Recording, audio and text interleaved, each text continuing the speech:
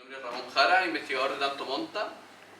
Y bueno, Tanto Monta es un foco intelectual dedicado a rescatar, desarrollar y difundir la tradición intelectual que viene desde Platón y Aristóteles, pasa por los grandes padres de la Iglesia latina y griega, por la mística medieval y la escolástica, y se conserva hasta nuestros días, aunque con tradiciones rivales que pueden datarse al menos desde Maquiavelo.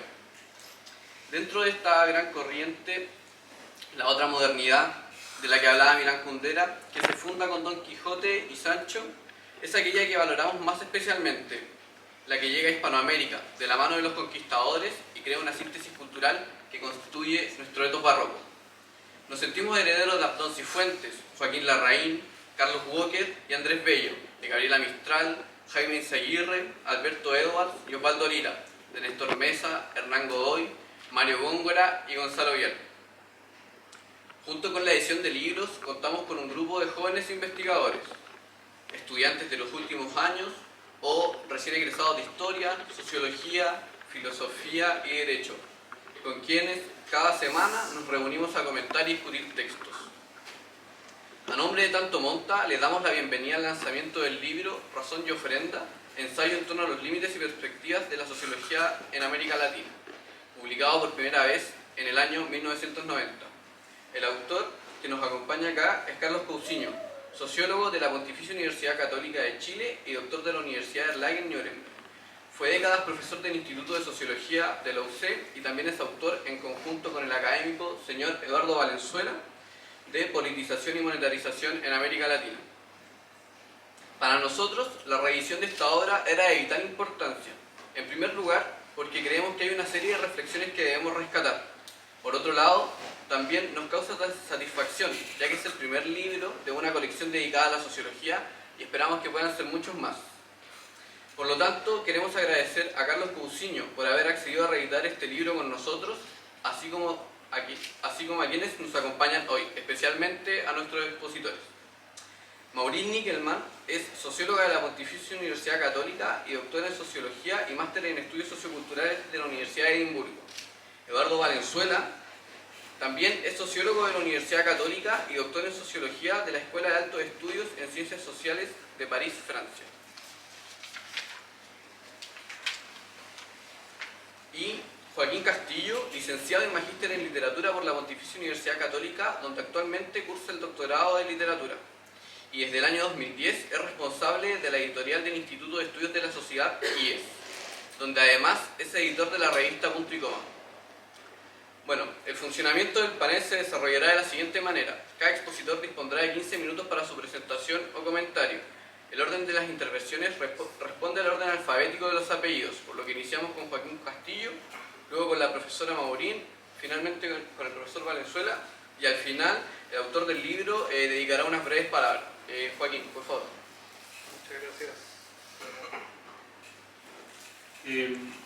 Bueno, en primer lugar, quisiera agradecer a Ignacio Stevenson y a todo el equipo de Tanto Monta por invitarme a presentar Razón y Ofrenda, este importante y ambicioso libro del profesor Carlos Cousiño.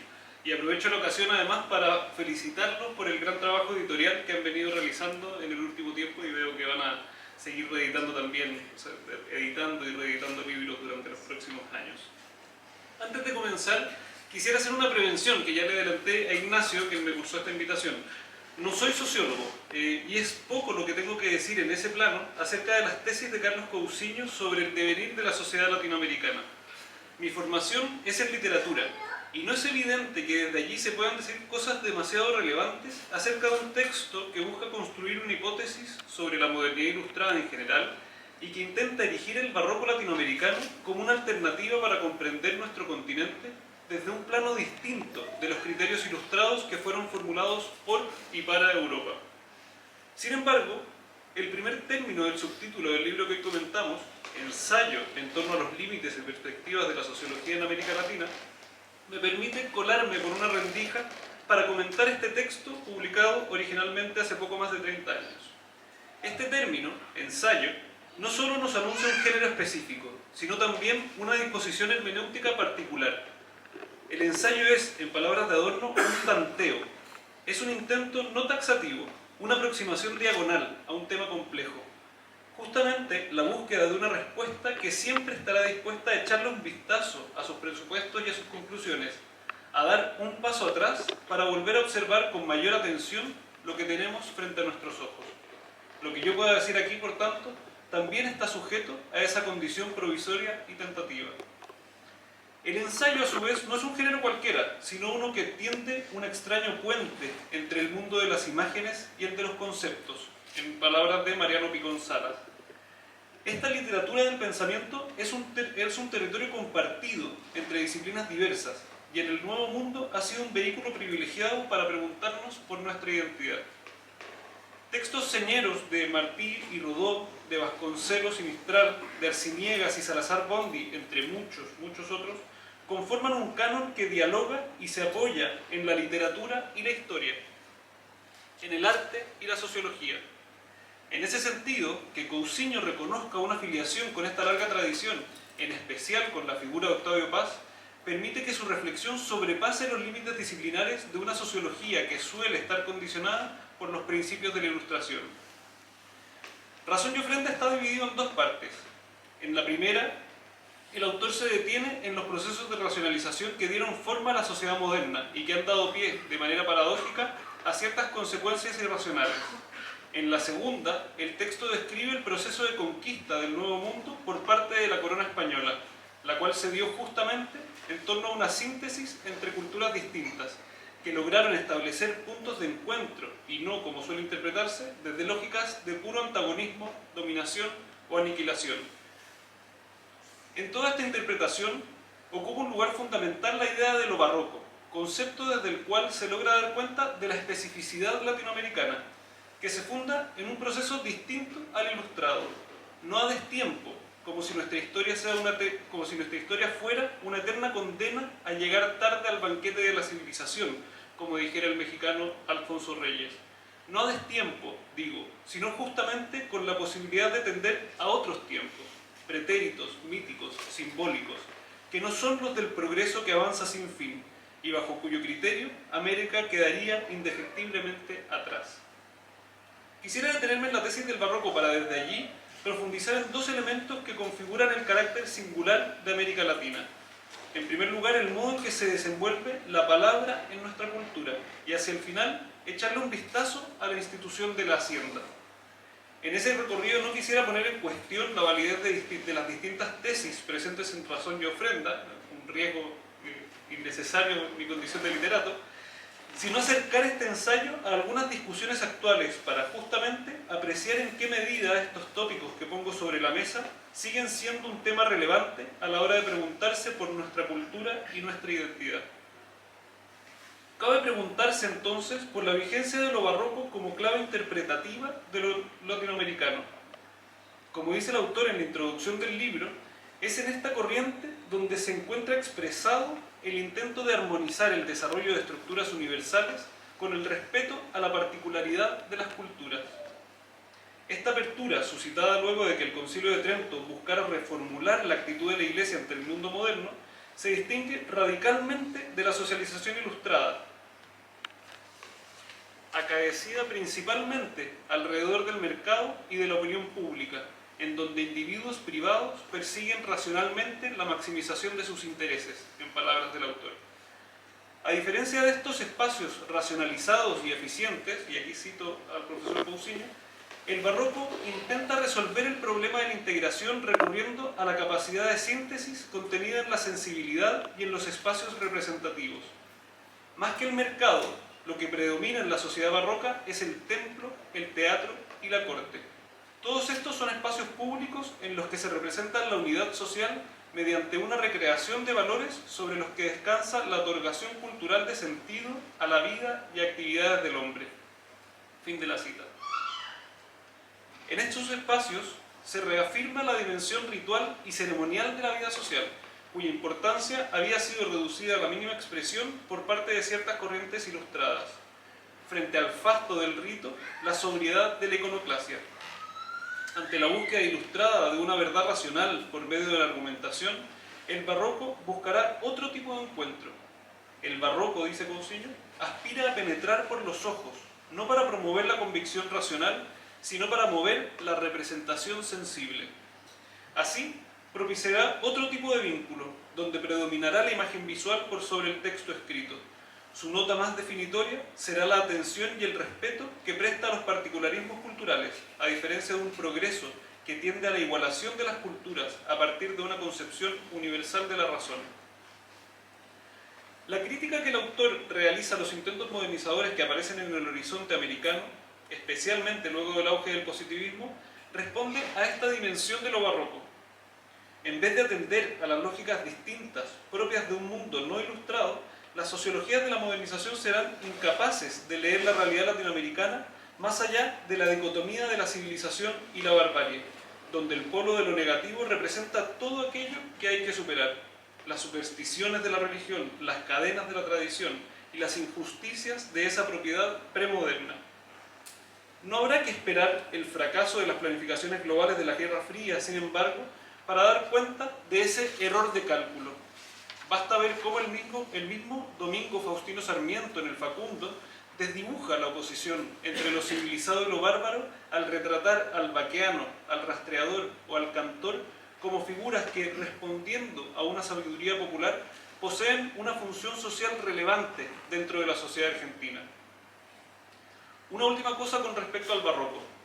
A partir de esta herencia, más que una simple estética identificada usualmente con el exceso de ornamento, puede decirse que el arte y la literatura en América Latina han tenido por momentos una mayor capacidad que la sociología o las ciencias sociales para comprender las notas distintivas de la singularidad de nuestro continente. Los momentos más fructíferos en la creación latinoamericana son aquellos en que la apertura propia del barroco fue la nota dominante. Así, frente a ciertos movimientos exclusivistas que creyeron ver en lo rural o en lo indígena, dentro de otras opciones, aquello propiamente americano, a lo largo de todo el siglo XX y por todo el continente abundaron los movimientos que supieron conjugar lo propio y lo ajeno, lo viejo y lo nuevo, lo vernáculo y lo foráneo. Pensemos desde las artes visuales en nombres como Joaquín Torres García, Antonio Berni, María Luisa Pacheco, Débora Arango o Roberto Mata, entre otros. En la literatura, el movimiento posee una amplitud y complejidad sin parangón, que va desde Borges, Carpentier y Asturias hasta Arguedas, Rulfo y Fuentes, quienes supieron mirar a un tiempo la especificidad americana y la amplia herencia que legó la cultura occidental.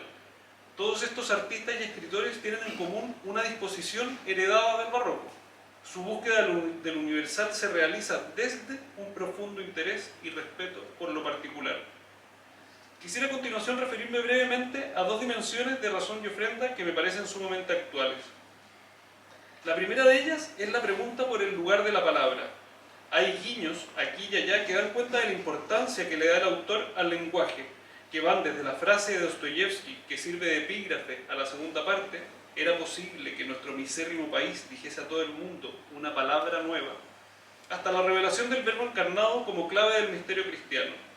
Sin embargo, la importancia de la palabra está integrada de lleno al análisis sociológico que desarrolla Carlos Cousiño. El autor describe el modo en que en la modernidad el mercado y la opinión se convierten en instituciones fundamentales del espacio público. Son esos dos pilares sobre los que descansa el orden social ilustrado, en palabras de él. Se busca allí, en el mercado y la prensa, la maximización del interés o la racionalización de los actos propios o ajenos. El dinero y la palabra son, respectivamente, sus instrumentos. En el barroco, sin embargo, la palabra está insertada en la dimensión ritual y ceremonial. Los espacios de la corte, el teatro y el templo subsumen la palabra bajo una lógica que la excede y que a veces la ignora, que quizás no la sitúa en el lugar más preponderante, aunque no llega en ningún caso a deshacerse de ella. ¿Dónde queda la palabra en la sociedad latinoamericana actual, que parece privilegiar la imagen o la performance por sobre el discurso? Quizás aquí reside uno de los problemas de nuestra democracia, que no ha sabido dar a la palabra, que le sirve de vehículo, sino un lugar secundario, mancillándola y degradándola cotidianamente.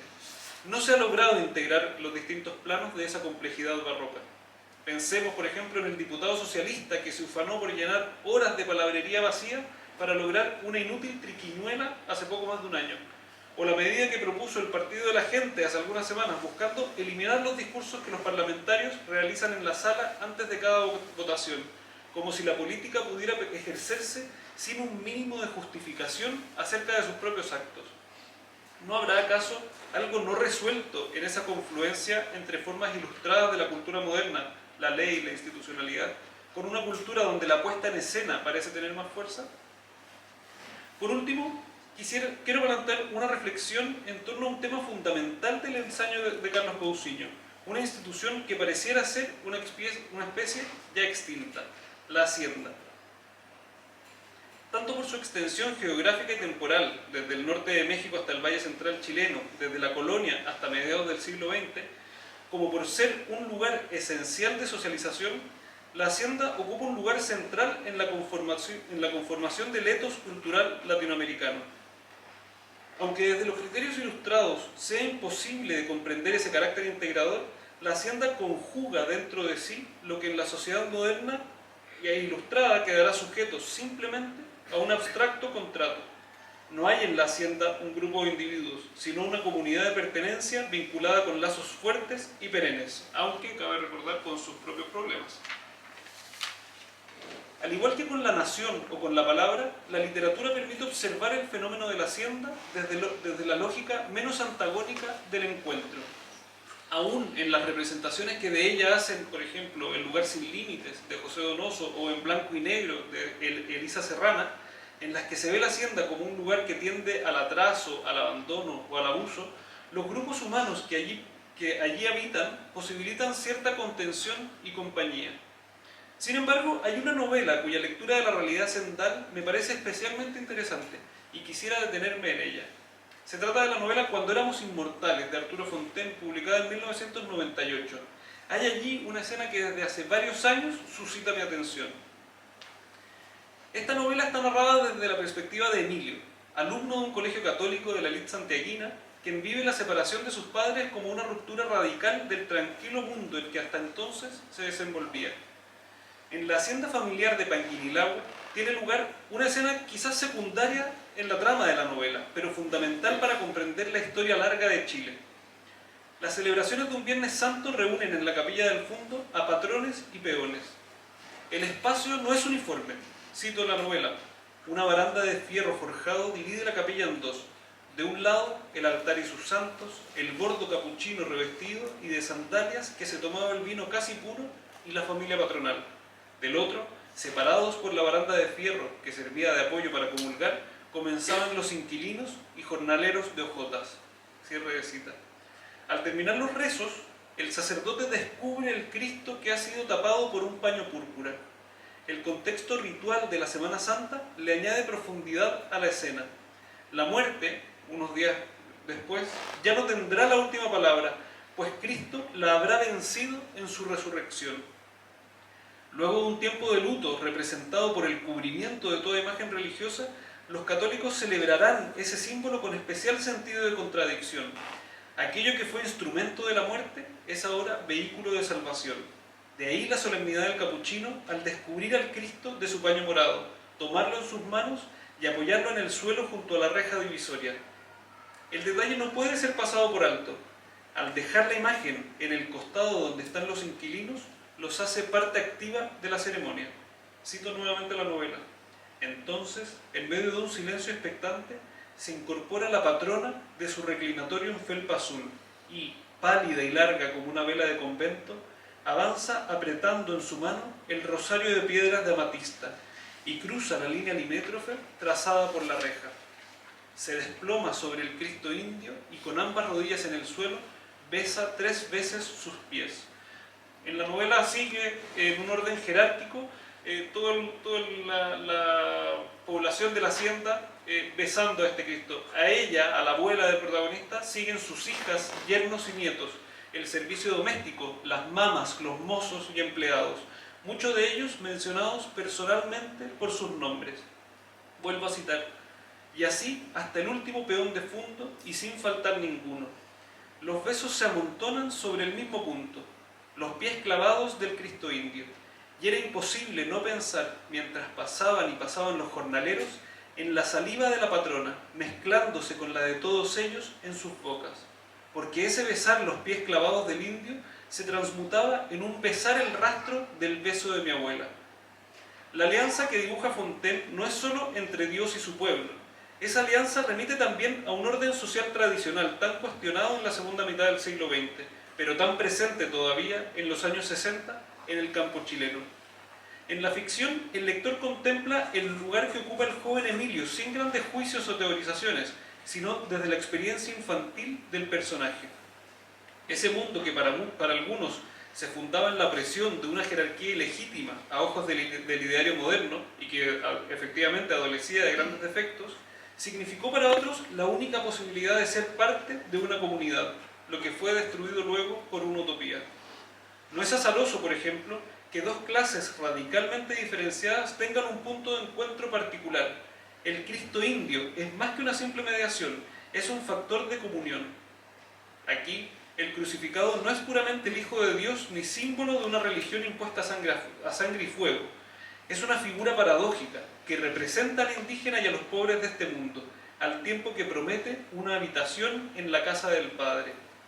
Es, en cuanto símbolo de contradicción, representación del humillado y esperanza de una promesa. El contrapunto de esta escena viene cuando unos años después, en una escena sumamente dramática, el mismo Emilio acompaña a su abuela a un auto que la llevará fuera del fundo. La elegante y solemne matriarca ha sido expulsada de su propia hacienda por los campesinos que se han tomado el campo. Era el comienzo de los años 70 en Chile. Cito la novela. Salió a la fuerza, pero caminando enhiesta y digna como una espartana destronada. Se apoyaba apenas, casi por pura distinción, en el brazo de Emilio. Y cuando el Zunco, adelantándose al chofer, en un gesto de respeto inesperado, le abrió la puerta del jeep que le arrancaría de su casa para siempre, ella se detuvo demasiado cerca. Patrona, créame, no tenemos nada en contra suya, no es cuestión personal. Su nariz larga y delgada se aproximó. Pareció que ya tocaba la nariz ancha del Zunco. Entonces lo escupió. El otro no atinó ni a limpiarse. ¿Era su patrona todavía? ¿Seguía siendo mi abuela todavía? También para él, a partir de ese salivazo, habría un antes largo y un después breve. Pero claro, en ese momento él pensaba lo contrario. La saliva de la abuela, que antes era signo palpable de unión ancestral, queda arrojada como símbolo de desprecio y de separación. Sobre los pies del Cristo indio cumplía una función sacramental. Escupida, por el contrario, revierte toda su antigua función y delimita una frontera. Es el antes y después de la abuela de Emilio, que experimenta su expulsión como el momento más decisivo de su vida. El escupo se vuelve signo visible de esa separación, pero volviéndose algo mucho más violento. La saliva que antes unía, hoy divide de manera más tajante que cualquier reja de hierro forjado. Estos elementos en los que he podido profundizar, el barroco, la palabra y la hacienda, no solo muestran la actualidad de Razón y Ofrenda, sino sobre todo su capacidad para ensayar, tal como propone el subtítulo de este libro, una reflexión atenta a los límites de la sociología ilustrada. La mirada de Carlos Cousiño, por tanto, abierta a la especificidad cultural de América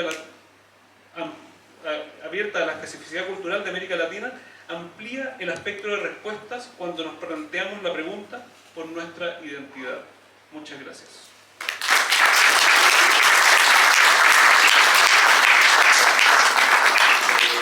Muchas gracias, Joaquín. Ahora le damos el paso a la profesora Mauri. Hola.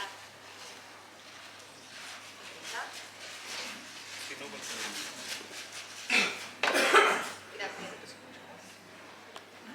Ahí sí. Bueno, me gustaría comenzar esta breve presentación agradeciendo a la editorial Tanto Monta por esta revisión y por invitarme a presentar este libro, especialmente a Ramón, el cual valoro especialmente y significa mucho para mi labor como profesora y también como investigadora, así como para la historia de mi formación como socióloga. Publicado originalmente en 1990 por los cuadernos del Instituto de Sociología de la Universidad Católica, Razón y Ofrenda constituye un libro fundamental en una serie de obras que en gran medida reflejan los frutos de una escuela de pensamiento, entre los cuales podemos situar también Cultura y Modernización en América Latina de Pedro Morandé, y el que ya se ha mencionado, Politización y monetarización en América Latina, de Carlos Cousiño y Eduardo Valenzuela. El valor que en principio le atribuyo a esta obra tiene que ver así con esta escuela, cuya densidad intelectual, académica y sociológica rindió frutos, tal como se demuestra en esta reedición que completa la serie de los otros libros que también fueron reeditados y que le otorga un reconocimiento actual a una forma de aproximarse a la observación de la sociedad y a la formación de estudiantes, de la cual tuve la fortuna de formar parte.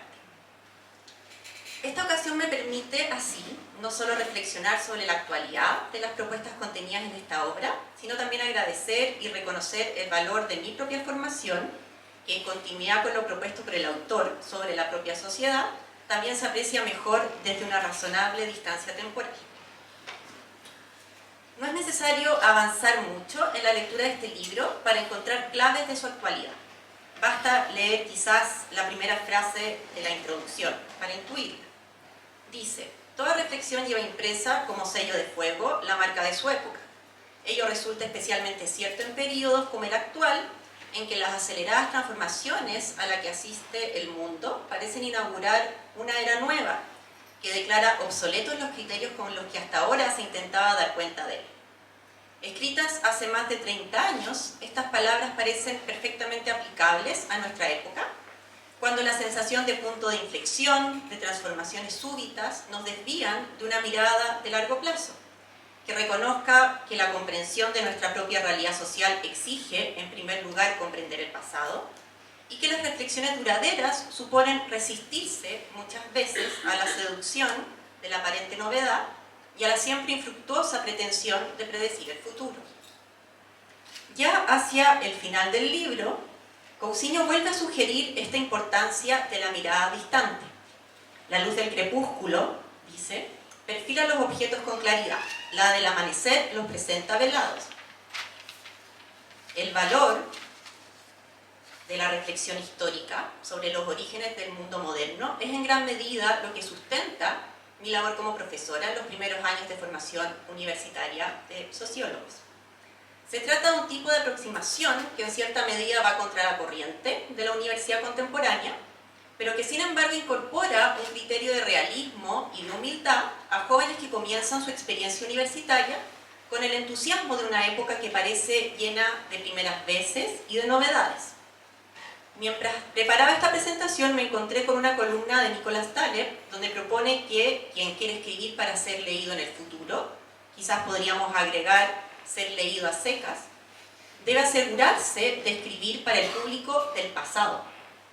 Solo el pasado puede realmente ser objeto de una interpretación lo suficientemente lúcida como para iluminar un presente que nos es demasiado cercano y un futuro que por definición es desconocido y en cuya previsión solemos fracasar. Creo que Razón y Ofrenda cumple este requisito con creces. Intenta interpretar la realidad a partir de un sólido conocimiento sobre el pasado y de ese intento resulta un clásico, cuyo valor se acrecienta con el tiempo. Razón y Ofrenda es un libro que contiene, como lo indica su título, dos grandes formas de aproximarse a la modernidad.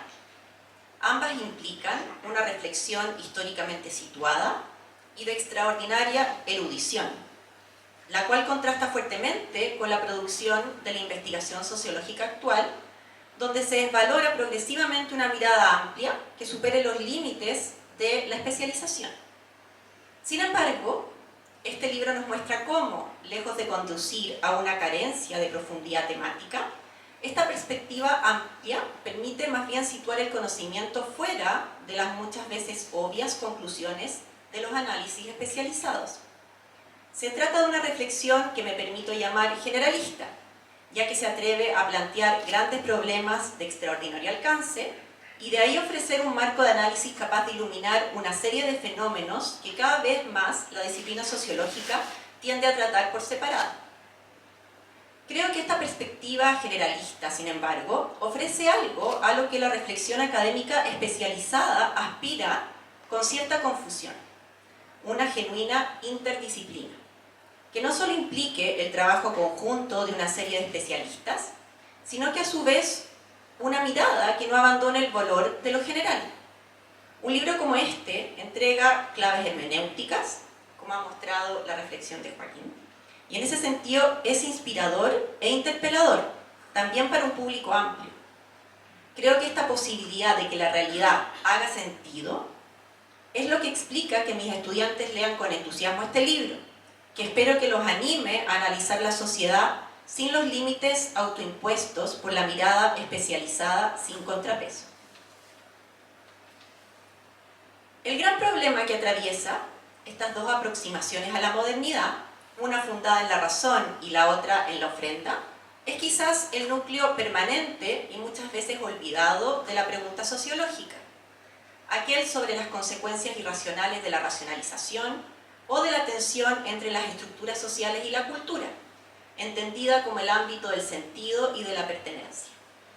Vale la pena detenerse en la actualidad de este problema, que es la pregunta que sin embargo acecha a la reflexión sociológica desde sus orígenes.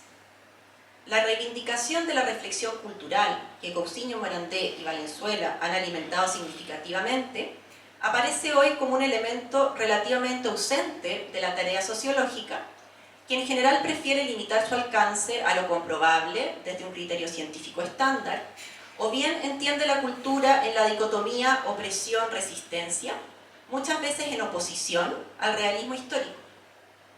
Sin abandonar la herencia cultural que emerge en la colonia, se propone reconocer la particularidad de la modernidad latinoamericana, barroca y no ilustrada, lo que no implica solo una resistencia, sino también una alternativa. Se resalta así una perspectiva comparada, que supera antagonismos para iluminar y comprender. Una de las formas clásicas que adquiere la paradoja de la irracionalidad de la racionalización, o la falta de sentido que acompaña a los procesos de modernización, es la secularización, tema que he investigado desde comienzos de mis estudios de posgrado. Para Cousiño, como renuncia a la síntesis, el proceso de diferenciación de la religión implica una pregunta cultural que se mantiene hasta cierto punto sin respuesta, en un contexto de privatización de los valores y de subjetivación del sentido. Creo que esta pregunta, que Cousiño formula tanto en la clave de la razón como en la clave de la ofrenda, se mantiene especialmente abierta en América Latina, donde la solución ilustrada, institucional, contractual e individual nunca se ha ajustado completamente a la realidad histórica. Sin embargo, la persistente insistencia en este tipo de interpretaciones que podemos reconocer en las fórmulas identitarias y en la comprensión de la religión como un conjunto de valores y símbolos crecientemente subjetivos implica, creo yo, el consiguiente olvido de su capacidad colectiva y precontractual, o podríamos decir, de su condición cultural. Esta reflexión en desarrollo sobre las condiciones específicas del proceso de transformación religiosa en el Chile actual se enmarca dentro del legado de la interpretación ofrecida por Cousiño en Razón y Ofrenda. Esta reedición, por lo tanto, rinde tributo a esa mirada que, a pesar de ser crecientemente marginal en una reflexión sociológica acechada por la productividad en formato de artículos especializados, resulta ineludible para la comprensión amplia de nuestra cultura. Muchas gracias.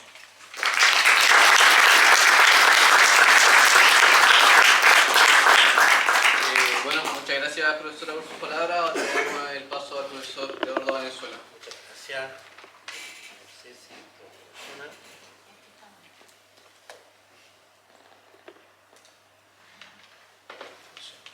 Esto funciona. Muchas gracias. Yo también celebro mucho la reedición de este libro notable, brillante, de Carlos. Yo recuerdo todavía muy nítidamente que fue al llegármelo a mi casa cuando yo venía llegando de Francia hace 80 años y no nos habíamos visto hace mucho tiempo. Y puedo decir que este libro fue el origen, el motivo de una amistad no solo intelectual sino también personal. Desde entonces reanudamos una conversación, escribimos un libro juntos, en fin, hicimos una vía académica muy estrechamente asociada, de manera de que este es un libro para mí personalmente muy querido. Yo había leído Cultura y Modernización de Pedro Morandé, que lo escribió unos años antes, pero no había entendido nada. En cambio, este libro sí es comprensible. Y fue el origen de una forma de pensar, ¿no?, la sociología, que tenía claro la impronta y la huella de Pedro, de la cual ambos fuimos ayudantes siendo estudiantes de sociología en los años 70, pero que también, en particular, Carlos le agrega y le ha agregado a lo largo de su vida académica una novedad y una originalidad especial. De él viene esta idea de que la sociología es básicamente una teoría sobre la sociedad moderna. Y nosotros distinguíamos, no es solo una teoría del vínculo social, de las relaciones sociales, de la vida en común, que es la forma habitual de definir la sociología, la forma durkheimiana de definir la sociología, con su pregunta clásica por el orden social, sino que en la mirada de Carlos, y eso es muy propio de su sociología, es esta idea de que la sociología es esencialmente la pregunta por la génesis y el desarrollo de la sociedad moderna. Cómo fue posible y cómo se constituyó la sociedad. Y esa es una pregunta que se responde con mucha teoría sociológica, con un marco categorial importante, mucho de él tomado de la filosofía, pero también que se responde con mucha historia y con mucha capacidad para observar procesos históricos. Entonces esta conjunción entre teoría sociológica e interpretación histórica es un sello particular de la contribución que, creo yo, hace este libro en especial y ha dejado como legado, como lo ha hecho Morín, ¿no?, es parte del legado que él ha dejado en nuestro Instituto de Sociología, en nuestra sociología. ¿Cuál es el núcleo de la comprensión que tenemos de la sociedad moderna? Básicamente, y sobre todo en aquella época, una teoría de la racionalización, que adquirió su forma definitiva, como todos sabemos, con la obra monumental de Max Weber. La sociedad moderna puede ser definida sobre todo y principalmente como el despliegue de procesos específicos de racionalización que afectaron la cultura, la sociedad y la personalidad. Este es un libro que todavía no anticipa lo que se convertirá en pocos años en el segundo gran paradigma de comprensión de la sociedad moderna, que va a ser la teoría de la complejidad y de la diferenciación funcional, y que va a adquirir su forma más acabada, completa y sistemática con la obra de Niklas Luhmann, de modo tal que la sociología queda básicamente definida por Weber en la primera mitad del siglo pasado y por Luhmann en la segunda. Y ambos representan estas dos formas de entender la modernidad, la sociedad moderna, sea como una sociedad racional que se racionaliza crecientemente, sea como una sociedad que se vuelve cada vez más compleja y por ende funcionalmente diferenciada. Luhmann no está presente, sino induce a través de Polanyi, quizá, que hay una referencia importante sobre la autonomía creciente del sistema económico a través del mercado autorregulador, y unas tímidas observaciones de Parsons, que oscuramente intentó formular una teoría del sistema, pero Luhmann, la recepción de Luhmann va a ser la obra de los 90, de los 2000, digamos, sociología mundial, no solo en nuestra sociología. Entonces, estamos, por decir así, circunscritos a la mirada weberiana sobre el mundo moderno, a la teoría de la racionalización. Y el libro adopta, frente a ese paradigma, un punto de vista que podríamos llamar crítico. Y como dice el título, examina el alcance, pero también los límites del proceso de racionalización. Los límites de lo que podríamos llamar la modernidad ilustrada, la modernidad europea. En la primera parte se han dicho, tiene dos partes importantes, esa limitación se define clásicamente como la irracionalidad de la racionalidad. En la segunda parte, esa limitación se define como la dificultad que tiene el concepto de racionalización para entender América Latina, sencillamente, y la evolución histórica de nuestro continente. ¿En qué consiste la irracionalidad de la racionalidad? También se puede formular, Carlos lo hace, lo hacíamos con frecuencia, también se puede hacer con Marx, pero sobre todo con Weber. Weber lo formula en términos de la secularización de los valores. La modernidad ilustrada, el despliegue del principio de racionalidad ilustrado implica una crítica a la religión y eventualmente a la vigencia de la religión, que llamamos secularización de los valores. La modernidad avanza y ha avanzado, como todos sabemos, a expensas de la religión. La secularización de los valores ya había sido advertida por el propio Weber como un problema.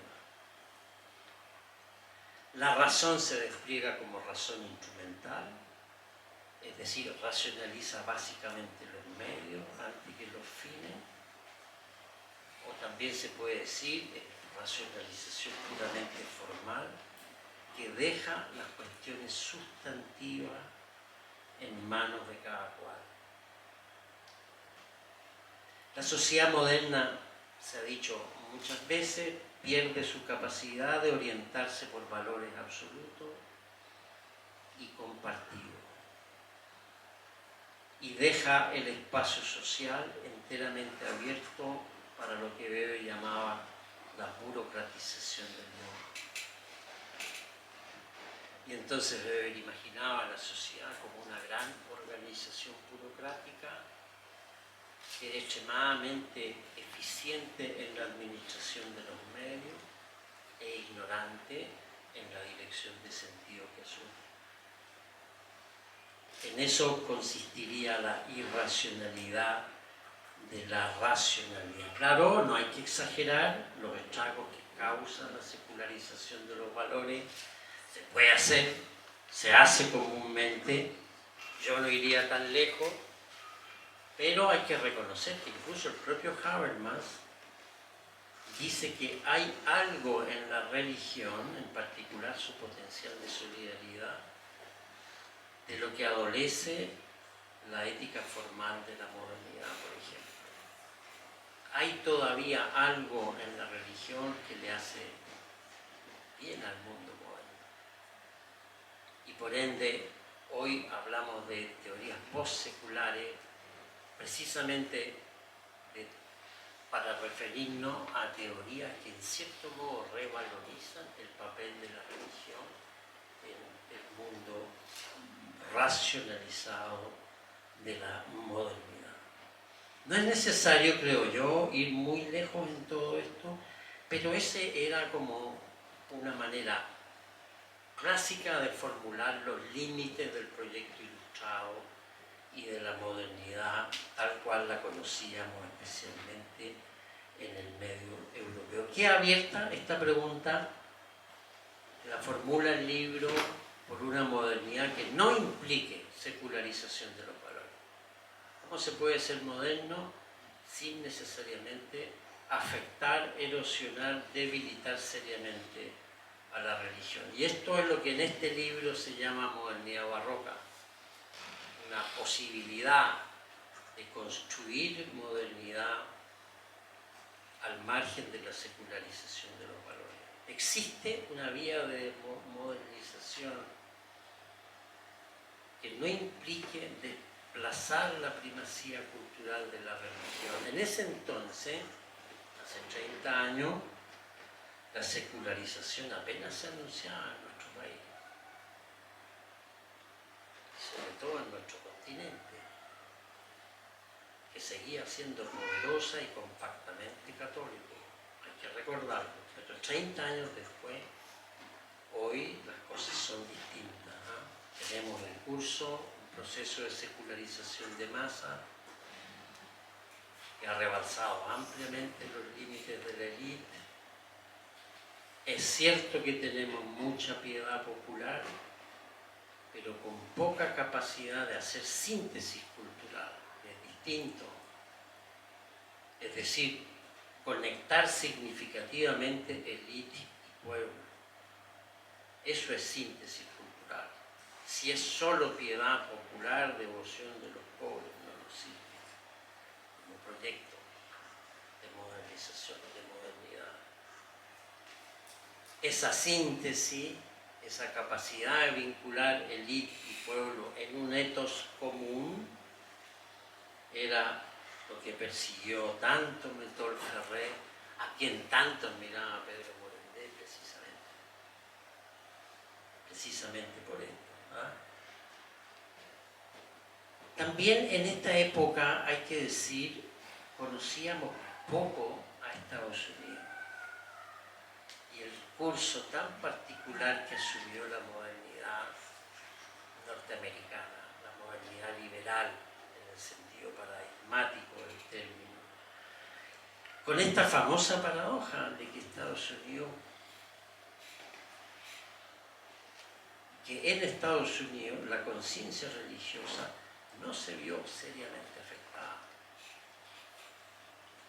Nosotros no teníamos idea a la sazón, todavía hoy. Los indicadores de actividad y participación religiosa norteamericanos se parecen a los filipinos. Y por ende, la posición, la situación de la religión en el país más moderno que uno pueda pensar es también una posición insólita. Nosotros después nos interesamos mucho por esta paradoja norteamericana y también por esta posibilidad de repensar la manera como la religión se inserta efectivamente en procesos de modernización. No es un juego de suma cero, no es que la modernidad expulse definitivamente la religión o permanezca en ella como completo, rotundo y puro. La relación entre modernidad y religión es una relación problemática, compleja y que requiere ulterior análisis. En la segunda parte se abordan las limitaciones que tiene una teoría de la racionalización para una interpretación adecuada de nuestra realidad histórica. Como ustedes saben, el proyecto moderno de realización cristaliza en dos instituciones fundamentales, el Estado Nacional y la economía monetaria. Ni el poder ni el dinero son inventos modernos, desde luego. Pero la forma como se organizan racionalmente en la sociedad moderna sí son característicamente modernos. El poder a través del monopolio legítimo de la violencia y de la organización burocrática de los medios de administración. Pero el dinero a través de la generalización del intercambio monetario y la expansión del interés propio, pero fundado en el trabajo metódico y sistemático. Weber también. Eso es el corazón del proceso de racionalización social. Esa forma de organizar el Estado y esa forma de organizar la economía. ni una ni otra cosa se pudo constituir propiamente en América Latina. Y entonces la pregunta clave es ¿por qué sucede esto? Carlos ofrece lo que yo creo es todavía la mejor explicación. La razón es el predominio de la hacienda como principio de dominación política. Las dos preguntas, las dos bases principales, las dos preguntas básicas que en cierto modo se hace este libro son las siguientes. ¿Por qué la hacienda se constituyó en el principio dominante de organización social? Y un poco menos, pero Carlos reconocerá parte de nuestras conversaciones sobre esto, ¿por qué perduró tanto? ¿Y por qué se demoró tanto en colapsar? Porque ya colapsó. Son dos preguntas importantes. Carlos atribuye mucho de lo primero, a la primera pregunta, a la transformación del proyecto imperial español en un proyecto nacional, que tuvo como consecuencia, entre muchas otras, apartar a los criollos de los dos lugares donde se forma la conciencia moderna: el comercio y la administración pública, el Estado. A la hora de formar un Estado nacional, lo que teníamos eran hacendados, pero no teníamos burguesía, ni de uno ni de otro corte. Ni burguesía comercial, ni burguesía con capacidad de administración política. Lo que teníamos básicamente era nuestro José Miguel Carrera, y con José Miguel Carrera no llegamos a ninguna parte, creo yo. Con Aureliano Buendía menos todavía, ¿no? No teníamos las aptitudes fundamentales para construir un orden político estable y responsable. La hacienda era característicamente el lugar de la propiedad patrimonial, es decir, del interés privado en el sentido familiar del término, de la fragmentación territorial y de la servidumbre doméstica. El dinero, como dice Carlos, siguiendo la tesis de Pedro sobre esto, se utilizaba hacia afuera, pero no hacia adentro, no había trabajo asalariado. El poder, al revés, el patrón reinaba en lo suyo, en su propiedad, pero hacia afuera no era nadie. Ninguna aptitud para el autogobierno, serio y responsable. Muy poca capacidad para fundar la riqueza en el trabajo arduo y honesto.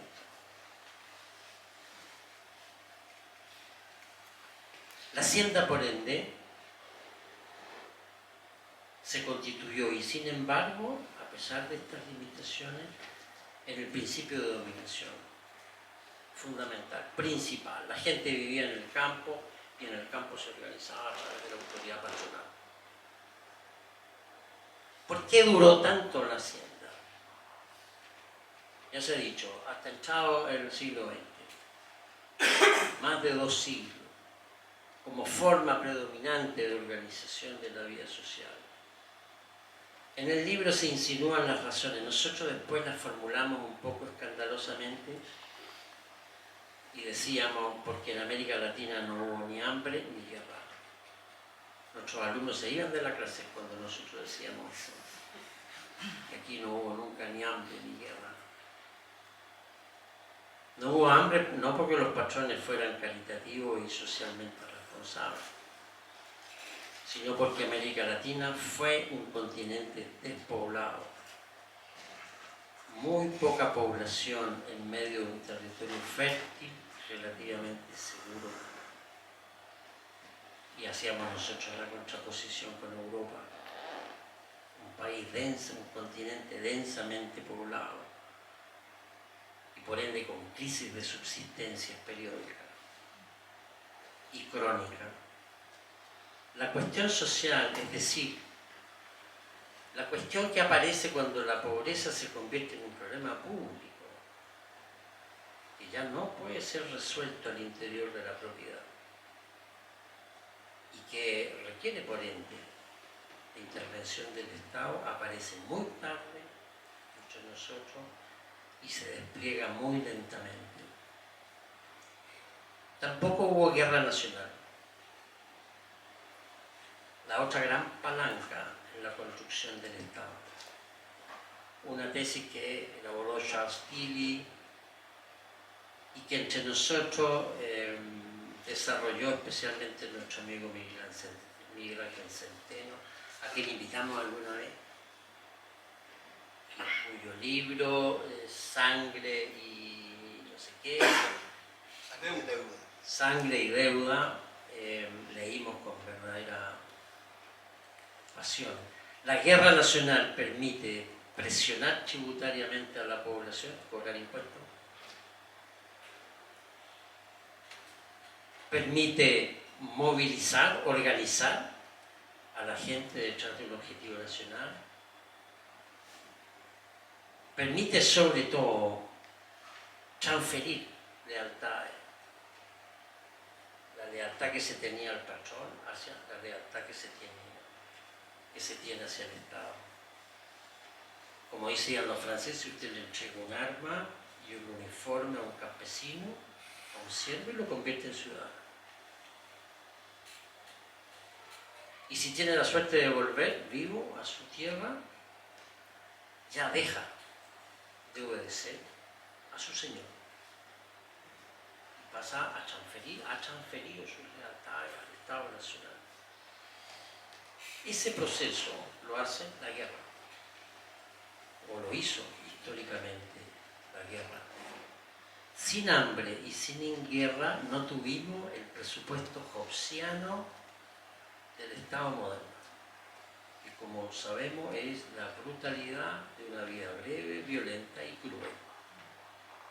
Sin ese presupuesto el Estado no es necesario. También en esto las cosas han cambiado mucho. Esto sigue siendo, creo yo, una interpretación majestuosa de la evolución histórica de América Latina, pero claro, el orden hacendal fue finalmente desplazado, menos por una voluntad reflexiva y racionalmente orientada, que nosotros llamamos en nuestro libro politización, y mucho más por la inercia de un proceso de desplazamiento, de migraciones internas. La gente simplemente se vino a vivir a la ciudad y dejó atrás, por ende, toda lealtad patronal, para transferirla, en muchos casos, como sabemos, al liderazgo populista. El orden hacendal entonces ha sido desplazado, pero las dificultades que tenemos para constituir el Estado de una economía racional siguen a la vista. Ha sido efectivamente una dificultad crónica para nuestros países, que no han encontrado nunca una manera adecuada, propia, original, de hacer esto. Yo considero que el espíritu de este libro tiene harto interés todavía hoy. Mencionaré la capacidad de mirar el presente desde procesos históricos largos, la importancia del análisis comparado, una comprensión cabal de la teoría sociológica, pero también la aptitud para interpretar datos históricos. Algo que también en cierto sentido se ha perdido, la apertura hacia América Latina como foco del análisis, no solamente en nuestro país, el estallido social del 2019, la cuestión. Foco amplio, un radio amplio de interés, mirar las cosas en un sentido amplio, ¿no? La sociología está absorbida por menudencias, ¿no? Y por contingencia. Todas esas cosas están en este libro. Mencionaría también un análisis que desde luego revela a alguien que ha leído algo más que sociología, que ha leído filosofía, que ha leído economía, que ha leído antropología, que ha leído historia, ciencia política, también echamos de menos un poco eso. ¿Ah? Una formación amplia, interdisciplinaria le llamamos hoy. Y hacemos esfuerzos denodados, específicos, para conseguir esa clase de formación. Eso es lo que está detrás de este libro, creo, una manera de pensar, de hacer las cosas, que, como dijo Morín, se encuentran en la antípoda del especialista, que también hace lo suyo. ¿Eh? Yo no quisiera contraponerlo, y de pronto hacen bien los especialistas, que profundizan sobre un aspecto y que nos llaman la atención a los generalistas respecto de cosas que pasamos por alto, que no consideramos correctamente. Entonces, en esta lucha entre especialistas y generalistas yo me pongo al medio, no estoy para guerra de ese tipo. Pero claro, es cierto que uno echa de menos más libros que tengan esta amplitud de mira, que tomen riesgo en la interpretación de las cosas y que finalmente entreguen, estimulen, ¿no es cierto?, nuestra capacidad para pensar. Muchas gracias entonces.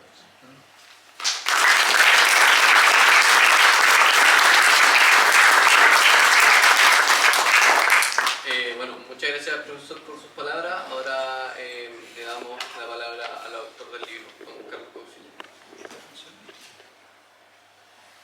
Bueno, buenas tardes. Parece que oye, ¿no? Sí, gracias.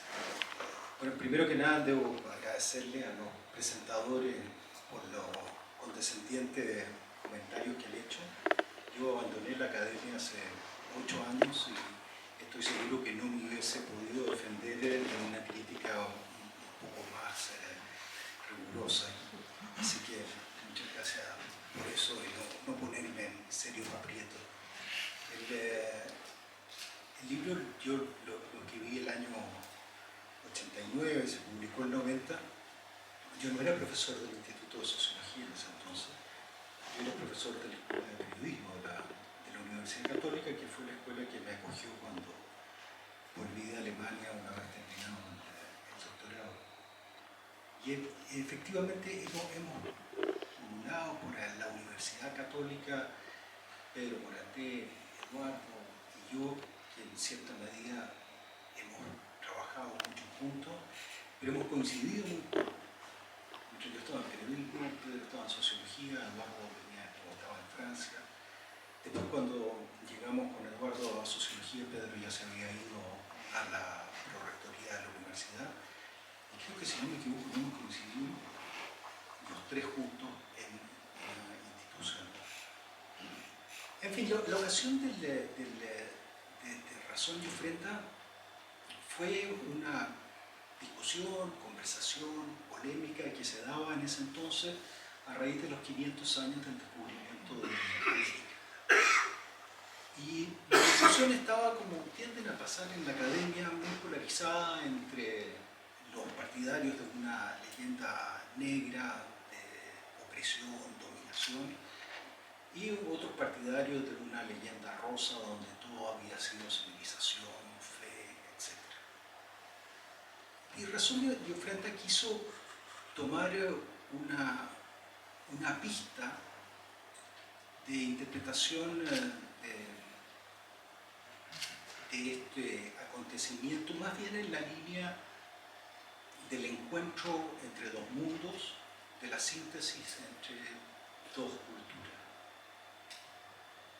Y ahí creo yo que la figura más destacada en formular esas pistas fue el portento intelectual mexicano Octavio Paz. Octavio Paz ya hacia el año 1950 publicaba El laberinto de la soledad, y posteriormente vino Sor Juana Inés de la Cruz y tantos otros libros. Octavio Paz tiene tres temas que fueron muy decisivos en este buscar una interpretación de la síntesis de cultura en América Latina. Primero su figura de los hijos de la Malinche, es decir, esta idea de que surge una sociedad mestiza que se caracteriza por estos hijos de madres violadas y que no tienen padre. Una cultura, y ese es su tema ahí, el laberinto de la soledad, la soledad de aquel que nace de esa situación de encuentro. Por otra parte, Octavio Paz es el primero que desarrolla la idea del barroco como institucionalizándose en la corte mexicana. Ese es uno de los temas que está ahí presente en su libro Sor Juana Inés de la Cruz. Es decir, cómo el barroco toma forma institucional nada menos que en la corte del reinato más importante de América. Este tema de Octavio Paz, que es probablemente el más conocido, es la interpretación de la violencia política en América Latina, pero especialmente en México tras la matanza de la plaza de Tlatelolco, como un reaparecer del ritual sacrificial de los pueblos indígenas en el mundo moderno. Estos tres temas de Octavio Paz son retomados por muchos autores, pero sin lugar a duda son llevados a un nivel de reflexión muy alta y muy interesante en la obra de Pedro Morandé. Y yo creo que allí es donde se encuentran las raíces que inspiran Razón y Ofrenda, en estas intuiciones brillantes de Octavio Paz y en el tratamiento que hace Pedro Morandé, continuando y extendiendo la reflexión en torno a ello. La obra de Pedro se puede leer enteramente, está siempre presente en Razón y Ofrenda, especialmente en los análisis de la Hacienda, como lo han hecho y Eduardo. El libro se publicó el año 1990 y no fue un libro que diese lugar a muchas discusiones, era un libro más bien entre sociólogos, pero siempre fue un libro que tuvo una buena acogida, una acogida cortés, incluso pienso que amable. Recuerdo que uno de los críticos una vez me dijo que a pesar de el esencialismo y el historicismo insoportable del libro, el libro era bueno, porque estaba bien escrito y sobre todo porque tenía muy buenas citas. Una manera bastante cortés de aproximarse, y le agradezco, como ya le dije a los presentadores, por haber seguido en esa línea que fue la de la original acogida de este libro. Tiene otra cosa que quiero decir, es que el gusto que me da que este libro sea reeditado por la editorial Tanto Monta. Tanto importa cortar como desatar. Eso es lo que se supone dijo Alejandro Magno cuando con su espada partió el nudo imposible que ataba el yugo en el templo de Gordio, ahí en Asia Menor, hoy día el centro de Turquía. Y se dice que Nebrija, el primer autor de una gramática española, quien fija el carácter del castellano, perdón, me hubiese horrorizado a Nebrija antes de decir español, del castellano, le sugiere a Fernando el Católico que esa frase, que esas palabras de Alejandro Magno sean su lema heráldico. Y de ahí de tanto importa